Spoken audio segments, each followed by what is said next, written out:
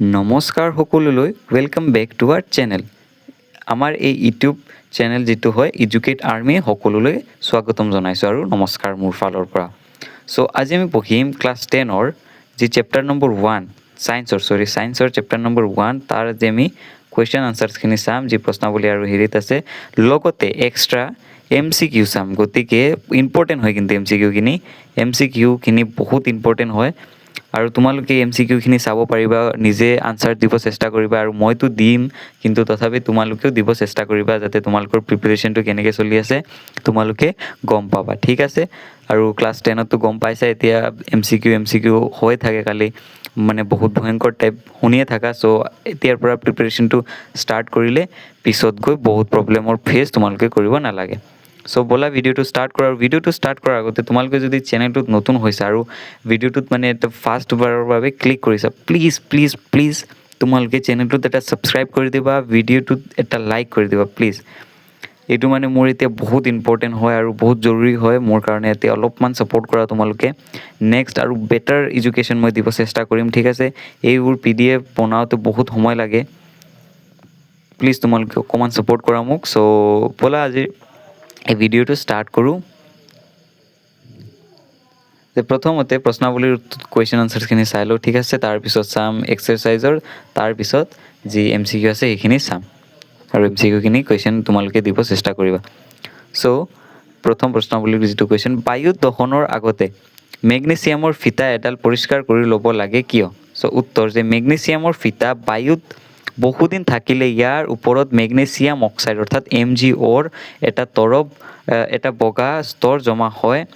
এই অক্সাইড স্তৰে মেগনেছিয়ামক বায়ুৰ অক্সিজেনৰ সৈতে সহজে বিক্ৰিয়া কৰিব নিদিয়ে, ফলত ফিতাডাল সহজে জ্বলি নুঠে আৰু পৰীক্ষা ফলাফল শুদ্ধ নহ'ব পাৰে।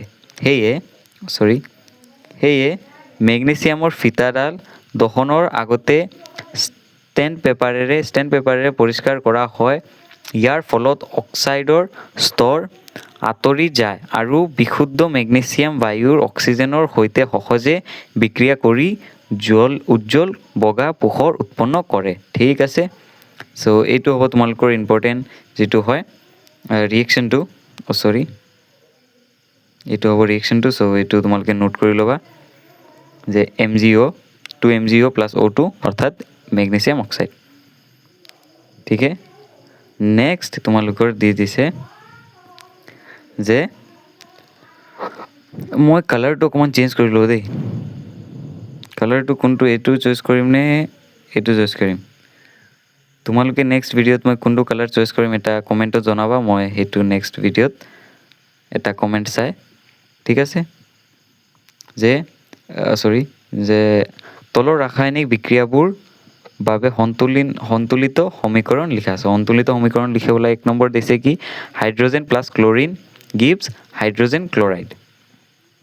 চ' হাইড্ৰজেন আমি জানো সকলোৱে H হয়। চ' হাইড্ৰজেন তাৰপিছত ক্লৰিন, চ' Cl2 গিভছটো কি হ'ব যে 2HCl। তাৰপিছত 2 নম্বৰ ৰোমান নম্বৰ 2 যে barium chloride plus aluminium sulphate gives barium sulphate plus aluminium chloride. So' 3BaCl2 অৰ্থাৎ বেৰিয়াম ক্লৰাইড, তাৰপিছত Al2SO4 ব্ৰেকেট 3, তাৰপিছত এইটো কি হ'ব aluminium sulphate gives barium sulphate হ'ব এইটো, তাৰপিছত এলুমিনিয়াম ক্লৰাইড এইটো যে ছ'ডিয়াম প্লাছ পানী। চ' ছ'ডিয়াম এইটো হ'ব আৰু পানী H2O আমি জানো।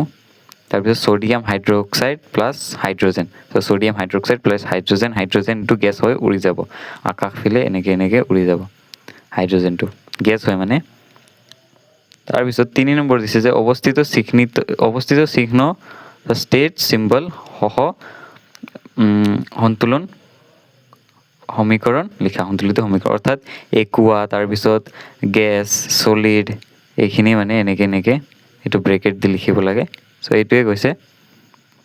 চ' ফাৰ্ষ্টটো চাওঁ, ৰোমান নম্বৰ 1 যে বেৰিয়াম ক্লৰাইড আৰু ছ'ডিয়াম ছালফেটৰ জলীয় দ্ৰব্যৰ বিক্ৰিয়া, যে বেৰিয়াম BaCl2 একুয়া হ'ব, এইটো লিখিবা, এইটোৱে লিখিব দিছে ইয়াত, মানে মেইনটো যিটো এইটো ষ্টেট চিম্বল যিটো এইটোৱে একুয়া। তাৰপিছত ছডিয়াম সালফেট, ছডিয়াম সালফেট এইটো যে বেৰিয়াম সালফেট প্লাছ এইটো কি হ'ব, সলিড হ'ব, বেৰিয়াম সালফেট সলিড আৰু সোডিয়াম ক্লৰাইড একুয়া হ'ব, অৰ্থাৎ একুয়া হ'ব এইটো AQ একুয়া।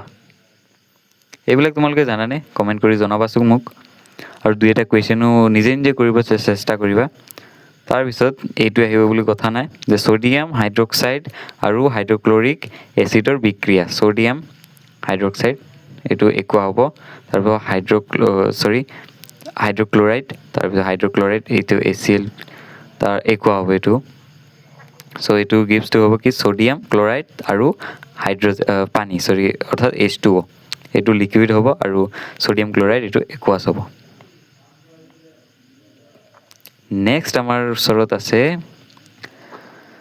যে প্ৰশ্নাৱলীৰ এইটো কুৱেশ্যন যে এটা পদাৰ্থ এক্সৰ দ্ৰৱক বগা ৰং সানিবলৈ হোৱাইট ৱাশ্বিং ব্যৱহাৰ কৰা হয়। চ' এইটো মানে এটা যুক্তি দিছে আমাক। এনেকুৱা তোমালোকে কুৱেশ্যন পাবা, কিন্তু অকণমান ঘূৰাই পকাই আহিব, কিন্তু এনেকুৱা কুৱেশ্যন পাবা, ঠিক হে। চ' এইটো কি দিছে যে ইয়াৰ পৰা এতিয়া 2-3টা কুৱেশ্যন দিছে যে এক্স পদাৰ্থৰ নাম আৰু সংকেত লিখা। চ' 1 নম্বৰ উত্তৰ যে পদাৰ্থ এক্স হ'ল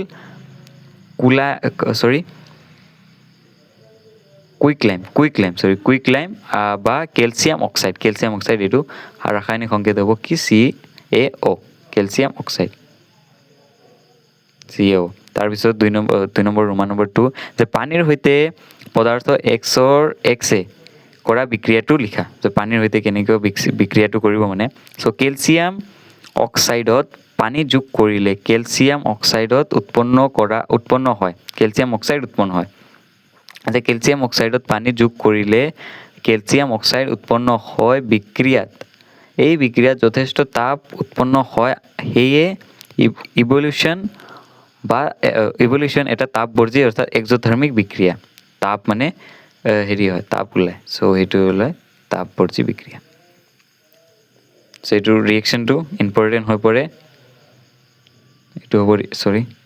এইটো হ'ব তোমালোকৰ ৰিয়েকশ্যন CO2 এইটো চলিড হ'ব, পানী H2O হাইড্ৰজেন আৰু অক্সিজেন। চ' এইটো লিকুইড হ'ব, পানী লিকুইডে থাকে ন।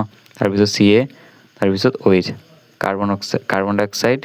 কাৰ্বন হাইড্ৰক্সাইড প্লাছ তাপবৰ্জী বিক্ৰিয়া।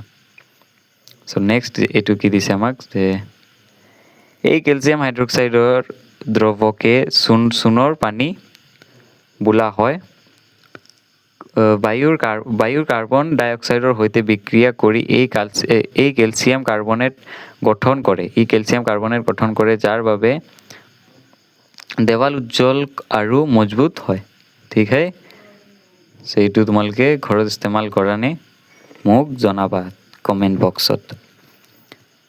নেক্সট কি প্ৰশ্ন যে কাৰ্যকলাপ 1.7 এটা পৰীক্ষানলীত সংগ্ৰহ কৰা গেছৰ পৰিমাণ, আনটো এইটো তোমালোকৰ মানে কাৰ্যকলাপ যিটো ক্ৰিয়াকলাপ থাকে সেইখিনিৰ পৰা আহিছে।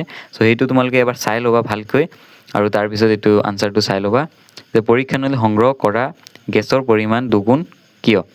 এই গেছ দুটাৰ নাম লিখা। চ' এইটো কি হ'ব, হাইড্ৰজেন আৰু অক্সিজেন অৰ্থাৎ পানী। চ' উত্তৰটো চাওঁ আমি কি দিছে যে পানীৰ বৈদ্যুতিক বিশ্লেষণ কৰিলে অৰ্থাৎ ইলেক্ট্ৰলাইজ অফ ৱাটাৰ কৰিলে পানীৰ অণু ভাঙি হাইড্ৰজেন আৰু অক্সিজেন গেছ উৎপন্ন হয়। যিহেতু পানীৰ ৰাসায়নিক সংকেত H2O অৰ্থাৎ হাইড্ৰজেন দুটা আৰু অক্সিজেন এটা, অৰ্থাৎ পানীৰ এটা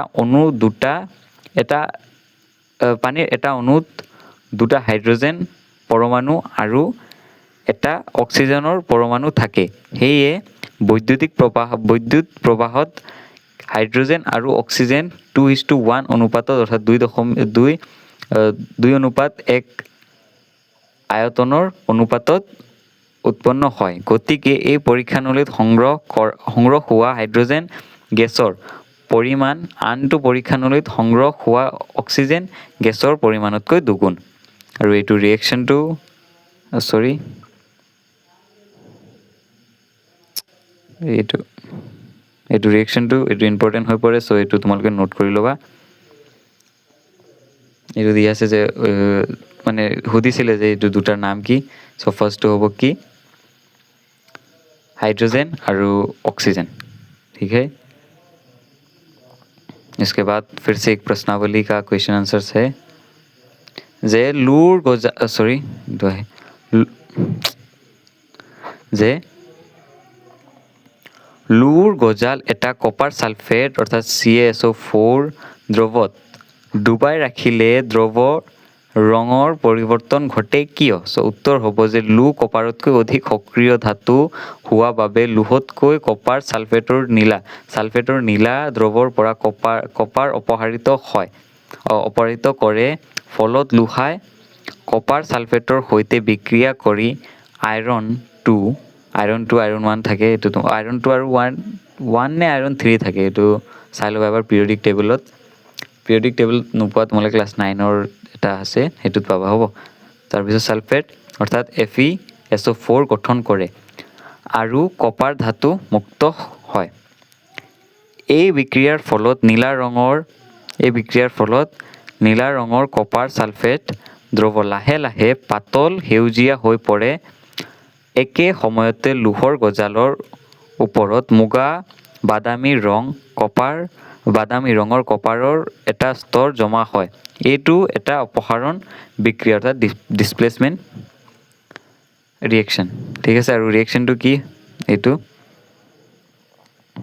এইটো অৰ্থাৎ FeSO4 Fe প্লাছ এইটো চলিড হ'ব। তাৰপিছত CaSO4 অৰ্থাৎ একুৱাছ, তাৰপিছত এইটো কি হ'ব যে FeSO4 প্লাছ Cu মানে ডিছপ্লেচমেণ্ট বিক্ৰিয়া হয় নহয় এইটো।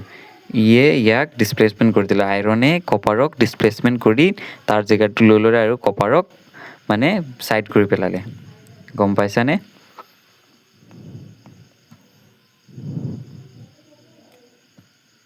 তাৰপিছত আছে এইটো বহুত পিছলৈ আহি গ'লোঁ, ক'ত আছিলোঁ,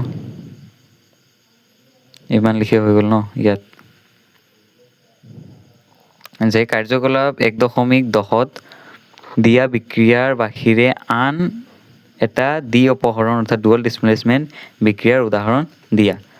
চ' উত্তৰটো হ'ব যে দ্বি অপহৰণ বিক্ৰিয়াটো দুটা যৌগ নিজৰ আয়ন আৰু উপাদান বিনিময় কৰি দুটা নতুন যৌগ গঠন কৰে। এটা উৎকৃষ্ট উদাহৰণ হ'ল ছালফাৰ নাইট্ৰেট আৰু ছ'ডিয়াম ক্লৰাইড জলীয় দ্ৰৱৰ বিক্ৰিয়া।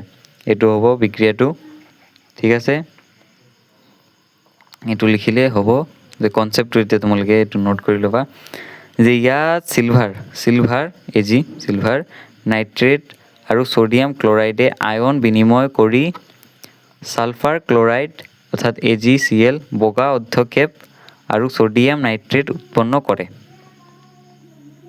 বিক্ৰিয়াটো মানে গোটেইটো বুজাই দিছে লিখি। তাৰপিছত 3 নম্বৰ যে তলৰ বিক্ৰিয়াকেইটা জাৰিত আৰু বিজাৰিত হোৱা পদাৰ্থসমূহ বাছি উলিয়াই। এইটো তোমালোকৰ খুবেই এটা ৰিপিটেড কুৱেশ্যন, মানে এইটো কুৱেশ্যন আহিব কথা নাই কিন্তু এইটো আহি থাকে মানে। চ' 1 নম্বৰ যে 4Na চলিড হ'ব এইটো। তাৰপিছত অক্সিজেন গেছ হ'ব ছ'ডিয়াম অক্সাইড। ঠিক আছে, জাৰিত হোৱা পদাৰ্থটো হ'ল ছ'ডিয়াম আৰু বিজাৰিত হোৱা পদাৰ্থ হ'ল অক্সিজেন। তে ব্যাখ্যা, এই বিক্ৰিয়াত ছ'ডিয়ামে অক্সিজেন গ্ৰহণ কৰি ছ'ডিয়াম অক্সাইড গঠন কৰে। অক্সিজেন লাভ কৰা বাবে ছ'ডিয়াম জাৰিত হৈছে।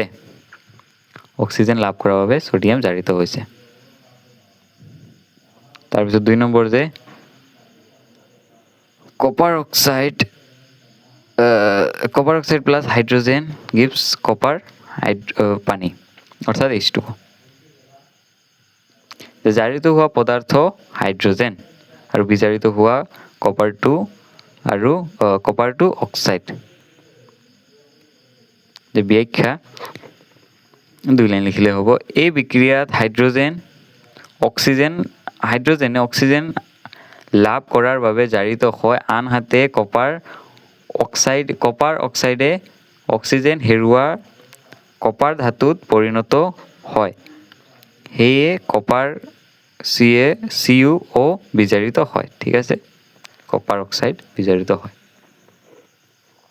এতিয়া আমি আহি গ'লো ক'ত এক্সাৰসাইজৰ কুৱেশ্যন আনসাৰ্ছ সেইখিনি ইম্পৰ্টেণ্ট হয় তোমালোকৰ পৰীক্ষাৰ পইণ্ট অফ ভিউত আৰু যিমানখিনি ইম্পৰ্টেণ্ট সেইখিনি মই ভালকৈ লিখি দিছোঁ আৰু যিমানখিনি মানে ইমান লাগতিয়াল নহয় সেইখিনি মই মানে অকণমান শ্বৰ্ট কৰি লিখি দিছোঁ মানে আহিবৰ চান্স বহুতে কম সেইখিনি মই ইমান গুৰুত্ব সহকাৰে লিখা নাই গম পাইছানে তোমালোকে যাতে ভালকৈ ইমান তোমালোকে সকলো বস্তুতে মাথা মাৰিব নালাগে কিছুমান বস্তু পঢ়িলেই ভাল মাৰ্কছ স্ক'ৰ কৰিব পাৰা যে তলৰ বিক্ৰিয়াটোৰ বাবে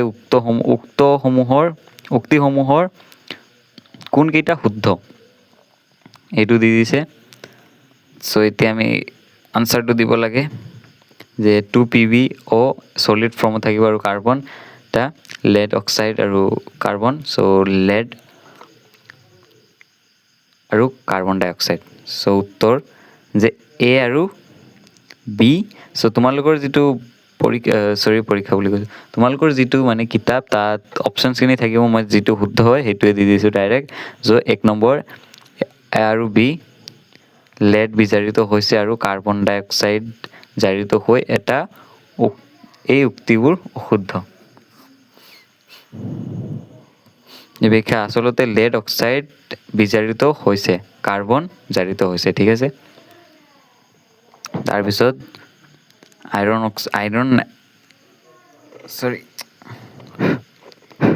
আৱাজটো আহি আছেনে যে Fe2O3 plus 2Al gives Al2O3 plus 2Fe ওপৰৰ বিক্ৰিয়াটোৰ উদাহৰণ উত্তৰটো হ'ব যে এটা এটা অপহৰণ বিক্ৰিয়া ব্যাখ্যাটো এইটো নিলিখিলেও হ'ব এইটো MCQৰ কাৰণে আহিছে 3 নম্বৰ যে কি ঘটে যেতিয়া লঘু হাইড্ৰক্লৰিক এচিড লুৰ গুড়ি যোগ কৰা হয় উত্তৰটো হ'ব যে হাইড্ৰজেন গেছ আৰু আইৰণ ক্লৰাইড উৎপন্ন হয় আৰু ৰিয়েকশ্যনটো লিখি দিবা তোমালোকে এনেকুৱাকৈ ৰিয়েকশ্যনটো দি দিবা ফুল মাৰ্কছ পাই যাবা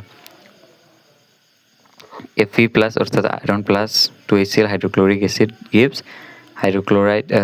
আইৰণ ক্লৰাইড প্লাছ হাইড্ৰজেন এইটো গেছ হৈ উৰি যাব তাৰপিছত এইটো এটা ৰিপিটেড কুৱেশ্যন হয় যে সন্তুলিত ৰাসায়নিক সমীকৰণ কি ৰাসায়নিক সমীকৰণসমূহ কিয় সন্তুলিত কৰিব লাগে উত্তৰ হ'ব যে যি ৰাসায়নিক সমীকৰণত বিক্ৰিয়ক আৰু উৎপাদ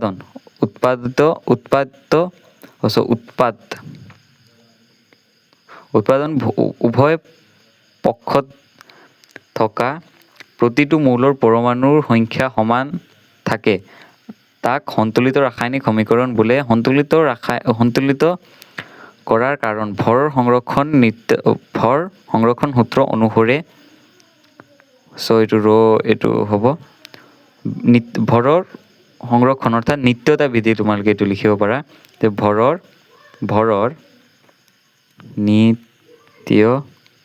নিত্যতা বিধি অনুসৰি এইটো লিখিলেও হ'ব বহুত আবিজাবি হৈ গ'ল সেইকাৰণে মুচি দিলোঁ ডাইৰেক্ট ক'ত আছিলোঁ অনুসৰি যিকোনো ৰাসায়নিক বিক্ৰিয়া ভৰ সৃষ্টি আৰু ধ্বংস হ'ব নোৱাৰে অৰ্থাৎ বিক্ৰিয়াৰ আগৰ মুঠ ভৰ আৰু পিছৰ মুঠ ভৰ সদায় সমান হ'ব লাগিব সেয়ে উভয় পক্ষৰ পৰমাণুৰ সংৰক্ষণ সমান কৰিবলৈ সমীকৰণসমূহ সন্তুলিত কৰা প্ৰয়োজনীয় 5 নম্বৰ কি দিছে যে তলৰ উক্তিসমূহ ৰাসায়নিক সমীকৰণৰ ৰূপত লিখি সন্তুলিত কৰা ঠিক আছে ৰাসায়নিক সমীকৰণত লিখিব লাগে এইখিনি যে হাইড্ৰজেন গেছ নাইট্ৰজেনৰ সৈতে লগ লাগি এমনিয়াম প্ৰস্তুত কৰিছে এইটো হৈ যাব আমাৰ বিক্ৰিয়াটো মই ডাইৰেক্ট লিখি দিওঁ এইটো হৈ যাব বিক্ৰিয়াটো যে হাইড্ৰজেন নাইট্ৰেট এইটো হৈ যাব বিক্ৰিয়াটো সন্তুলিত বিক্ৰিয়া যিটো হয় তাৰপিছত যে বি নম্বৰ হাইড্ৰজেন ছালফাইড বায়ুত দাহিত হৈ পানী আৰু ছালফাৰ অক্সাইড উৎপন্ন কৰে। চ' এইটো হৈ যাব যিটো বিক্ৰিয়াটো। ভিডিঅ'টো এনেও বহুত লং হৈ গৈছে, এইকাৰণে শ্বৰ্টত গৈছোঁ। চ' বেৰিয়াম ক্লৰাইডে এলুমিনিয়াম ছালফেটৰ সৈতে বিক্ৰিয়া কৰি এলুমিনিয়াম ক্লৰাইড আৰু বেৰিয়াম ছালফেট অধ্যক্ষেপ উৎপন্ন কৰে। চ' এইটো হৈ যাব এনচাৰটো 3 যে BlCl2 প্লাছ Al2SO4 ব্ৰেকেট তাৰপিছত 3 যে এলুমিনিয়াম ছালফেট তাৰপিছত barium sulphate plus aluminium chloride হ'ব এইটো। তাৰপিছত পটাছিয়াম ধাতুৱে পানীৰ সৈতে বিক্ৰিয়া কৰি পটাছিয়াম হাইড্ৰক্সাইড আৰু হাইড্ৰজেন গেছ উৎপন্ন হয়। চ' এইটো হৈ যাব পটাছিয়াম কে আমি জানো, চ' 2K প্লাছ 2H2O অৰ্থাৎ পানী, তাৰপিছত কি দিছে পটাছিয়াম হাইড্ৰক্সাইড প্লাছ হাইড্ৰজেন। মই এইটো ডাইৰেক্ট আনচাৰ দি দিছোঁ দেই, যে তলৰ ৰাসায়নিক 6 নম্বৰ যে তলৰ ৰাসায়নিক সমীকৰণসমূহ সন্তুলিত কৰা। গোটেইখিনি আনচাৰ হয় এইখিনি সন্তুলিত মানে এইখিনি তোমালোকে লিখি ল'বা চাই গোটেইখিনি। আৰু সন্তুলিত কৰিব পাৰা নে নোৱাৰা মোক কমেণ্ট কৰি জনাবা, আৰু যদি নোৱাৰা মই এটা ভিডিঅ' আনিব লাগে নে নালাগে এইটো তোমালোকে মোক কমেণ্টত জনাবা, মই নিশ্চয়কৈ সহায় কৰি দিম। নেক্সট দিছে যে তলৰ বিক্ৰিয়াবোৰৰ বাবে সন্তুলিত ৰাসায়নিক সমীকৰণ লিখা। তলৰ গোটেইখিনি সন্তুলিত ৰাসায়নিক সমীকৰণ যে কেলছিয়াম হাইড্ৰক্সাইড প্লাছ কাৰ্বন ডাই অক্সাইড গিভছ কেলছিয়াম কাৰ্বনেট পানী প্লাছ পানী। চ' এইটো হৈ যাব আনচাৰটো যে কেলছিয়াম হাইড্ৰক্সাইড এইটো হৈ যাব, তাৰপিছত কাৰ্বন ডাই অক্সাইড এইটো হৈ যাব CO2, তাৰপিছত কেলছিয়াম কাৰ্বনেট এইটো হৈ যাব, আৰু পানী এইটো হৈ যাব। কেলছিয়াম কাৰ্বনেটটো CaCO3 কাৰ্বন ট্ৰাইট এইটো তোমালোকে জানাই। তাৰপিছত B zinc plus silver nitrate gives zinc nitrate plus silver. So' zinc আৰু চিলভাৰ নাইট্ৰেট এইটো হৈ গ'ল, তাৰপিছত এইটো হৈ গ'ল যে জিংক নাইট্ৰেট আৰু এইটো হৈ গ'ল চিলভাৰ। তাৰপিছত aluminium plus copper chloride gives aluminium chloride plus copper. So' 2Al অৰ্থাৎ এলুমিনিয়াম প্লাছ 3CuCl2 অৰ্থাৎ কপাৰ ক্লৰাইড, তাৰপিছত 2AlCl3 অৰ্থাৎ এলুমিনিয়াম ক্লৰাইড প্লাছ কপাৰ। সন্তুলিত এইটো সন্তুলিত। ৰ'ব দে মই অকণমান পানী অলপমান খাই আহোঁ।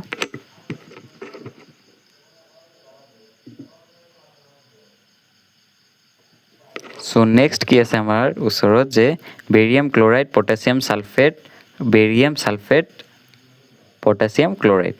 চ' এইটো হৈ যাব যিটো মানে ৰিয়েকশ্যনটোৰ সন্তুলিত। তাৰপিছত তলৰ দিয়াবোৰ বাবে সন্তুলিত ৰাসায়নিক সমীকৰণ লিখা আৰু বিক্ৰিয়াৰ প্ৰকাৰ চিনাক্ত কৰা। চ' ডাইৰেক্ট উত্তৰটোৱে মই দিছোঁ, আৰু বিক্ৰিয়াৰ প্ৰকাৰখিনি মই কৈ দিছোঁ। দ্বি অপহৰণ হ'ব, এইটো দ্বি অপহৰণ অৰ্থাৎ দুবাৰ অপহৰণ হৈছে। মানে মই দেখাই দিছোঁ কেনেকৈ, যে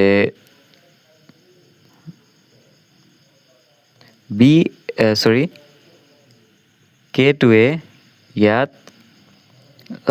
Bl যিটো আছে মানে Bl এইটো যে BAl আৰু ইয়াত গৈ BAr হৈ গৈছে, গম পাইছানে? BAr হৈ গৈছে, আৰু ইয়াত কি আছে KBr, আৰু ইয়াত গৈ KL হৈ গৈছে। এইকাৰণে মানে দুবাৰ অপহৰণ হৈছে।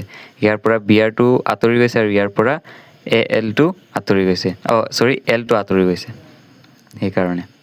চ' তাৰপিছত বিয়োজন এইটো বিক্ৰিয়া হৈছে, তাৰপিছত এইটো সংযোজন এইটো অপহৰণ বিক্ৰিয়া। তোমালোকৰ ইম্পৰ্টেণ্ট বিক্ৰিয়া দুটা তিনিটা আছে, সংযোজন বিয়োজন নাই। বিয়োজন অকণমান ইম্পৰ্টেণ্ট হৈ পৰে, কিন্তু দ্বি অপহৰণ আৰু অপহৰণ এইটো পূৰা ইম্পৰ্টেণ্ট। এইটো ষ্টাৰ মাৰ্ক কৰি লোৱা, এইটোৰ পৰাতো কুৱেশ্যন আহিব। চ' এইটো উত্তৰ হয়, তোমালোকে ডাইৰেক্ট লিখি ল'বা। তাৰপিছত তাপবৰ্জী আৰু তাপগ্ৰাহী বিক্ৰিয়া বুলিলে কি বুজা, উদাহৰণ দিয়া। চ' এইটো কিন্তু ইম্পৰ্টেণ্ট হৈ পৰে এক্সাম পইণ্ট অফ ভিউত, যে তাপবৰ্জী বিক্ৰিয়া যি ৰাসায়নিক বিক্ৰিয়াত উৎপাদন গঠন হোৱাৰ লগতে তাপ শক্তি উৎপন্ন হয়। উদাহৰণ যে CH4 plus 2O oxygen carbon dioxide plus পানী প্লাছ তাপ। গম পাইছেনে? তাৰপিছত তাপগ্ৰাহী বিক্ৰিয়া, যি ৰাসায়নিক বিক্ৰিয়াত শক্তি তাপ শোষণ হয় মানে এইটোত নোলায়, শোষণহে হয়। উদাহৰণ CO3 প্লাছ তাপ, তাৰপিছত মানে তাপো দিব লাগে কিন্তু ওলাই কি কাৰ্বন ডাই অক্সাইড আৰু CaO আৰু CO2। CaO এইটো কি আছিলে পাহৰি থাকিলোঁ মই, এইটো তোমালোকে কমেণ্টত জনাবা মোক, ঠিক আছে? CaO কি কমেণ্টত জনোৱা জল্দি পটাপট। চ' তাৰপিছত 10th নম্বৰ কুৱেশ্যনটো হয় যে শ্বসন এটা তাপবৰ্জী বিক্ৰিয়া বুলি কিয় বিবেচনা কৰা হয় ব্যাখ্যা কৰা। চ' উত্তৰ যে শ্বসন প্ৰক্ৰিয়াত আমি খোৱা খাদ্যৰ গ্লুক'জে আমাৰ শৰীৰৰ কোষত থকা অক্সিজেনৰ সৈতে লগ হৈ জাৰিত হয় আৰু প্ৰচুৰ পৰিমাণে শক্তি উৎপন্ন কৰে, অৰ্থাৎ তাপটো উৎপন্ন হয় ন, সেইকাৰণে এইটো তাপবৰ্জী বিক্ৰিয়া। যিহেতু এই বিক্ৰিয়াত শক্তি মুক্ত হয়, সেয়ে শ্বসন এটা তাপবৰ্জী বিক্ৰিয়া বোলা হয়। গম পাইছেনে? এইটো আৰু তোমালোকে যদি এইটো ৰিয়েকশ্যনটো লিখিব খোজা, চ' এইটো হ'ব ৰিয়েকশ্যনটো। এইটো লিখিব পাৰা তোমালোকে, এইটো ইম্পৰ্টেণ্ট হৈ পৰে, নিজৰ বহীত মানে নোট কৰি ৰাখি ল'বা, এইটো লিখিলে মানে ফুল মাৰ্কছ পাবা। তাৰপিছত যে বিয়োজন বিক্ৰিয়াক সংযোজন বিক্ৰিয়াৰ বিপৰীত বোলা হয় কিয়, সমীকৰণ লিখা। চ' এইটো আছান হয়, একদম ইউজ হয় যে সংযোজন বিক্ৰিয়া দুটা বা তাতোধিক বিক্ৰিয়ক লগ লাগি এটা মাত্ৰ উৎপাদন গঠন কৰে। আনহাতে বিয়োজন বিক্ৰিয়াত এটা মাত্ৰ বিক্ৰিয়ক ভাঙি দুই বা তাতোধিক সৰল পদাৰ্থ উৎপন্ন হয়। সেয়ে বিয়োজনক সংযোজনৰ বিপৰীত বোলা হয়। গম পাইছানে?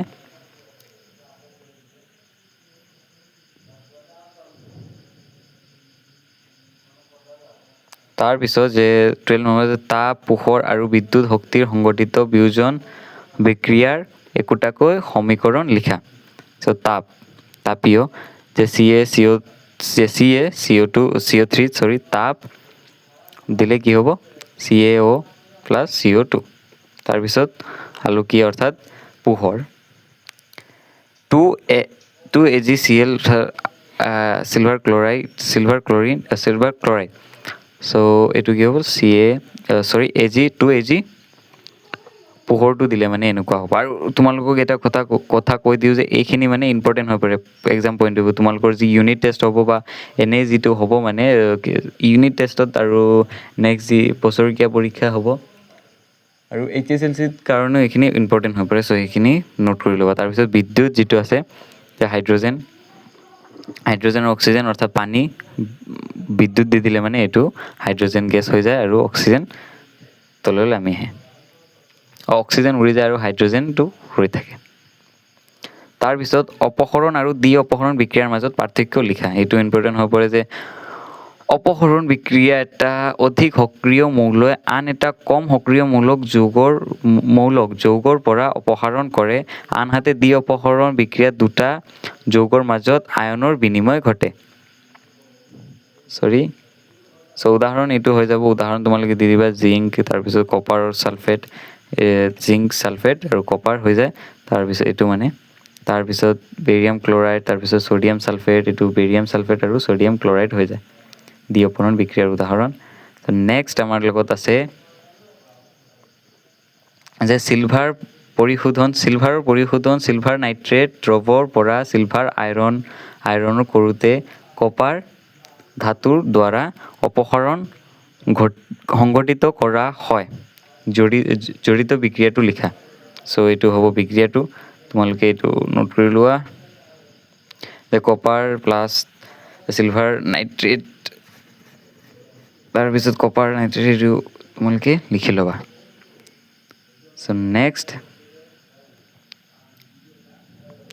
যে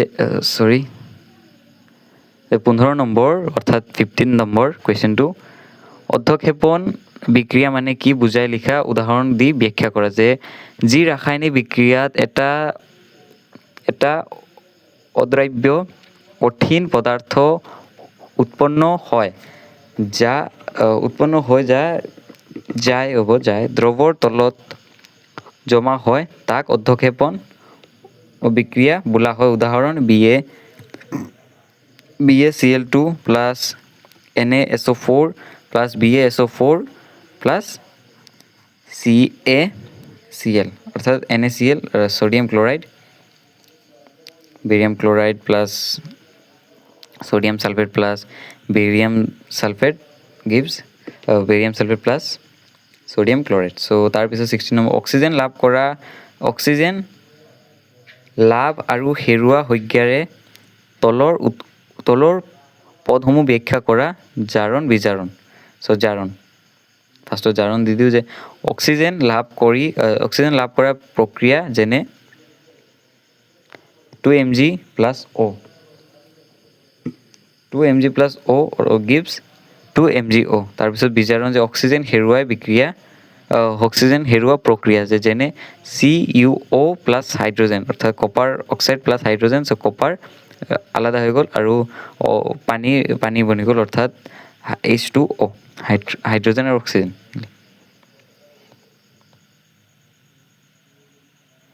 তাৰপিছত 17 নম্বৰ যে এটা উজ্জ্বল মুগা ৰঙৰ মৌল Xক বায়ুত গৰম কৰাত ক'লা হৈ পৰিল। মৌল X আৰু যৌগটোৰ নাম লিখাছোঁ। মৌল X আৰু যৌগটোৰ নাম যে মৌল X হ'ল কপাৰ Cu আৰু ক'লা যৌগটো হ'ল কপাৰ 2 অক্সাইড CuO অৰ্থাৎ কপাৰ অক্সাইড। সমীকৰণ হ'ব এইটো যে 2Cu plus O2 gives 2CuO। ঠিক আছে। তাৰপিছত 18 নম্বৰ এইটো অকণমান ইম্পৰ্টেণ্ট হয় কিন্তু এইটো লুৰ বস্তুত ৰঙৰ প্ৰলেপ দিওঁ কিয়? এইটো কিন্তু বহুত ইজি, মানে একদম ইজি, এইটো নাহিব পাৰে তোমালোকৰ এক্সামত, সেইকাৰণে মই অলপ পূৰা সৰু কৰি দিছোঁ। চ' লিখিলোঁ যে লুৰ বস্তুক বায়ুৰ অক্সিজেন আৰু পানীৰ সংস্পৰ্শৰ পৰা আঁতৰাই ৰাখি মৰ্চা অৰ্থাৎ ৰষ্ট বা মামৰ এইটো লিখিব পাৰা যে মৰ্চাৰ জেগাত তোমালোকে মামৰ লিখিব পাৰা ধৰা প্ৰক্ৰিয়া প্ৰতিৰোধ কৰিবলৈ ৰঙৰ প্ৰলেপ দিয়া হয়। তাৰপিছত 19 নম্বৰ যে তেল আৰু চৰ্বি থকা খাদ্যবস্তু নাইট্ৰজেনৰ পৰিৱেশত পেকেটত ভৰোৱা হয় কিয়? যে তেল আৰু চৰ্বিযুক্ত খাদ্য যাতে বায়ুৰ অক্সিজেনৰ সৈতে বিক্ৰিয়া কৰি জাৰিত নহয় আৰু ইয়াৰ সোৱাদ, গোন্ধ নষ্ট, দুৰ্গন্ধিতা বা ৰেঞ্চিডিটি নহয়, তাৰ বাবে পেকেটত নিষ্ক্ৰিয় নাইট্ৰজেন গেছ ভৰোৱা হয়। তাৰপিছত 20 নম্বৰ, তাৰপিছত আমি MCQ লৈ আগবাঢ়িম আৰু ভিডিঅ'টো এনেও বহুত লং হৈ গ'ল। চ' তাৰপিছত যে উদাহৰণ ব্যাখ্যা কৰা ক্ষয়ভৱন আৰু চৰ্বি দুৰ্গন্ধিতা, এইটো তোমালোকৰ কিতাপতো আছে আৰু তোমালোকে ইয়াৰ পৰাও লিখিব পাৰা আৰু মানে এইটো ইমান বহুত ডাঙৰ টপিক নহয়, এইটো তোমালোকে অলপ পঢ়িলেই আৰামছে গম পাবা, গতিকে মই এইটো ছুটি কৰি দিছোঁ। যে ক্ষয়ভৱন বায়ু জলীয় বাষ্প আৰু এচিডৰ সংস্পৰ্শত ধাতু লাহে লাহে নষ্ট হোৱা প্ৰক্ৰিয়া যেনে লুট মামৰে ধৰা। তাৰপিছত দুৰ্গন্ধিতা যে জাৰণৰ ফলত তেল বা চৰ্বিযুক্ত খাদ্য সোৱাদ আৰু গোন্ধ বিনষ্ট হোৱা প্ৰক্ৰিয়া। এইটো তোমালোকে যদি আহে অকণমান বনাই মেলি লিখিব পাৰিবা। চ' এতিয়া আমি আমাৰ যিটো এতিয়া নতুন ব্ৰহ্মাস্ত্ৰ বুলি কয়, এইটো ব্ৰহ্মাস্ত্ৰ হয় কি MCQ কুৱেশ্যন আনচাৰ্ছখিনি লৈ আমি এতিয়া আগবাঢ়োঁ। ঠিক আছে। চ' MCQ ফাৰ্ষ্ট কি আছে যে মেগনেছিয়াম ফিতা জ্বলোৱাৰ আগতে কিয় পৰিষ্কাৰ কৰা হয়? চ' উত্তৰ যে ৰং সলনি কৰিবলৈ, অক্সাইড স্তৰ আঁতৰাবলৈ, দীঘল কৰিবলৈ, ঠাণ্ডা কৰিবলৈ। চ' কোনটো হ'ব? মোৰ মতে বি এইটো হ'ব। চ' তোমালোকে এনেকুৱাকৈ এটা বাছিবা অপশ্যন, গোটেই কুৱেশ্যনখিনি আৰু অপশ্যনছখিনি পঢ়ি তাৰপিছত তোমালোকে আনচাৰটো চাবা যে বি নম্বৰ হয় অক্সাইডৰ স্তৰ আঁতৰাবলৈ। তাৰপিছত এনেকুৱাকৈ আছে আৰু যে তলৰ কোনটো সংযোজন বিক্ৰিয়া? এইটো নে এইটো? চ' উত্তৰটো কি হ'ব চাই লওঁ, বি নম্বৰ। চ' বি নম্বৰটো হ'ব উত্তৰ। তেনেকুৱাকৈ তোমালোকে মানে নিজক প্ৰেক্টিছ কৰা আৰু গোটেইখিনি MCQ মই এনেকুৱা স্ক্ৰল কৰি গৈ আছোঁ ঠিক আছেনে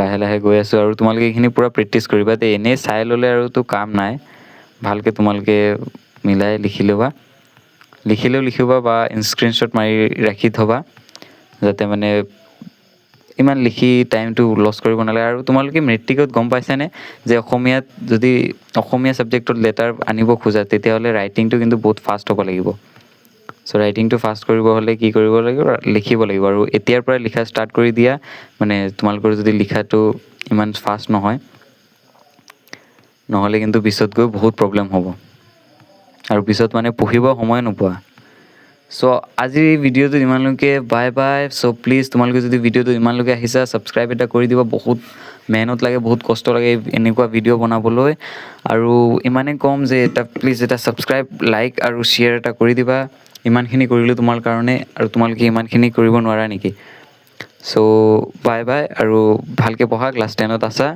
ভাল মাৰ্কছ এটা স্ক'ৰ কৰিব খোজা আৰু এনজয় কৰা লাইফত ক্লাছ 10 এটা বহুত ডাঙৰ ক্লাছ হয় আৰু এইটোত মানে তোমালোকে অকণমান পঢ়া শুনা কৰিবা কিন্তু এনজয়মেণ্টটো মেইন হয় এনজয়মেণ্টো কৰিবা মেমৰিজখিনিহে মেইন ঠিক আছে চ' বাই বাই